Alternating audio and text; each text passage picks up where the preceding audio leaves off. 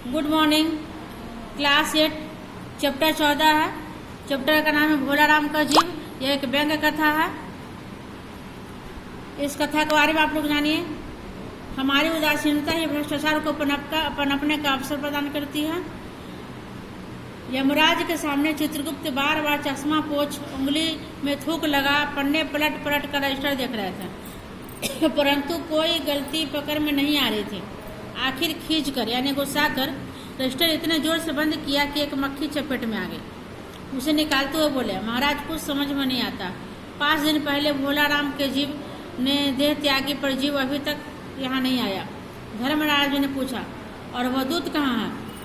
वह भी लापता है। महाराज विचित्र रहस्य। उसी समय द्वार खुला और एक यमदूत बदहवास सा कमरे में घुसा।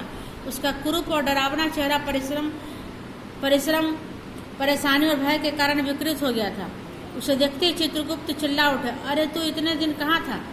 भोलाराम का जीव कहाँ है? दूत ने हाथ जोड़कर विनती की, महाराज मैं स्वयं नहीं जानता कहाँ है। मैं कैसे बतलाऊं क्या हो गया?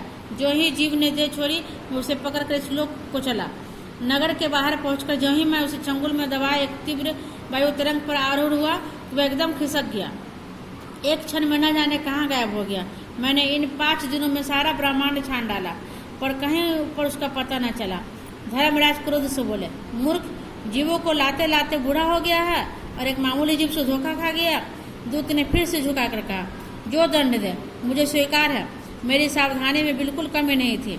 मेरे अभ्यस्त हाथों से अच्छे वकील भी नहीं छूट सके, पर इस बार तो कोई इंद्रजाल ही हो गया। चित्रगुप्त ने सोचते हुए कहा, महाराज आजकल पृथ्वी पर ऐसा व्यापार बहुत चल रहा है। चीजें बीच में ही गायब हो जाती है। लोग फल भेजते हैं और दोस्तों को और वे खा जाते हैं। रेलवे कर्मचारियों के यहाँ दावत में जिंदा आदमी गायब कर दिए जाते हैं। राजनीतिक लोग विरोधी दल के नेताओं को उड़ा देते हैं। कहीं भोलाराम के विरोधियों ने ही उसके जीव को तंग करने के लिए नहीं उड़ा दिया? धर्मराज ने खीज और व्यंग से कहा, तुम्हारी भी रिटायर होने की उम्र आ गई है। भला भोलाराम जैसे नगण्य आदमी का कौन विरोधी होगा? फटकार गटक कर चित्रगुप्त गुमसुम बैठ गया। धर्मराज भी चिंतित मुख की हथेली पर थामे बाहर देखने लगे। सहसा नारद मुनि वहां पहुंचे। दोनों को चिंता में देख बोले, क्यों धर्मराज चिंतित क्यों हो? क्या नरक में निवास स्थान की समस्या अभी हल नहीं हुई? धर्मराज ने कहा, नहीं मुनिवर, वह समस्या तो कब की हल हो गई। इधर बड़े गुणी कारीगर और इंजीनियर नरक में आने लगे हैं। इमारतों के कई ठेकेदार हैं जिन्होंने पूरे पैसे लेकर इमारतों में रद्दी सामान लगाया। इंजीनियर हैं जिन्होंने ठेकेदार से मिलकर पंचवर्षीय योजनाओं का पैसा खाया। कई ओवरसियर आ पहुंचे हैं जिन्होंने उन मजदूरों की हाजिरी भरकर पैसा हड़पा जो कभी काम पर गए ही नहीं। इन लोगों ने बात ही बात में इमारतें तान दी। उस चिंता से तो हम सदा के लिए मुक्त हो गए, पर एक विचित्र उलझन सामने आ गई। भोलाराम के एक आदमी की 5 दिन पहले मृत्यु हुई। उसके जीव को दूत यहाँ ला रहा था कि वह रास्ते में चकमा देकर भाग गया। उसने सारा ब्रह्मांड छान डाला पर वह कहीं नहीं मिला। अगर मेरी व्यवस्था में ऐसे विघ्न आने लगे तो संसार में पाप का भय किसी को न रहेगा। नारद ने कटाक्ष किया, तो मैं अभी भी कुछ विशेष नहीं देखता। धर्मराज ने नारद को मुख्य विषय से हटने से रोका। खैर वह दूसरी बात है, अभी तो समस्या है कि भोलाराम का जीव गया कहाँ? नारद ने कहा, उस पर इनकम टैक्स तो बकाया नहीं था, शायद उन लोगों ने रोक लिया हो। चित्रगुप्त बोले, मुनिवर इनकम टैक्स तो होती है, टैक्स होता। भोलाराम तो एक भूखमरा था।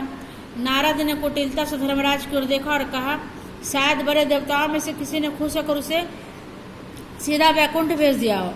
आपको तो याद होगा कि डाकू अजामिल ने मरते वक्त कहीं धोखे से नारायण कह दिया था। बस हमारे नारायण इतने खुश हुए कि उस पापी को सीधा वैकुंठ भेज दिया। इन लोगों में यही बड़ी कमजोरी होती है। यही रीति पृथ्वी के लोगों ने भी सीख लिया। वे भी चापलूसों और रिश्तेदारों की बड़ी निर्लजता से ऊपर चढ़ाते जाते हैं। मंत्रियों का रिश्तेदार पिछलग्गू उसे ऊंचे से ऊंचे पद पर प्रतिष्ठित कर दिया जाता है और योग्य आदमी मुंह देखते रहते हैं। तभी यमदूत ने सूचित किया कि वह स्वयं वैकुंठ में भोलाराम के जीव को खोज कर आया। तब नारद ने धर्मराज से कहा, तो फिर मैं ही एक बार भूलोक पर भ्रमण कराऊं, वहाँ पूछताछ से कुछ पता लग सकता है। अच्छा मुझे इस आदमी का पता ठिकाना तो बताओ। चित्रगुप्त ने रजिस्टर की सहायता से बतलाया। उसका नाम भोलाराम था।